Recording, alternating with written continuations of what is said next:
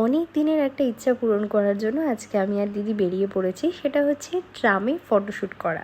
Photographer তো সাথেই থাকে সব সময়, তো জায়গা একটু খুঁজে নিতে হয় যে একটু শাড়ি টাড়ি পরে সুন্দরভাবে একদম বাঙালিয়ানায় সেজে গুজে ট্রামে উঠে ফটোশ্যুট করব। আর লেকমলের সামনে একটু দাঁড়িয়েছিলাম ফুল নেওয়ার জন্য, আর সেখানেই কিছু কিছু শট নিয়ে নিয়েছিল দিদি, খুব সুন্দর সুন্দর। ট্রামে উঠে ফটোশ্যুট করব, প্ল্যান সব রেডি, কিন্তু ট্রামই আর চললো না। মানে আমার সমস্ত আশায় জল ঢেলে দিল, কি আর বলবো।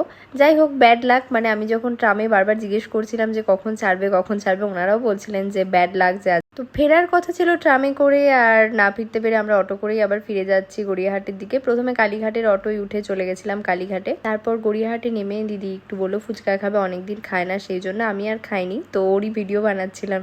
আর এখন চৈত্র সেলের জন্য এত ভিড় গড়িয়াহাটে, মানে এত কিছু হয়েছিল, মনও খারাপ ছিল আর খিদেও পেয়েছিল, তাই বাড়িতে এসে গরম গরম চিড়ের পোলাও নিয়ে বসে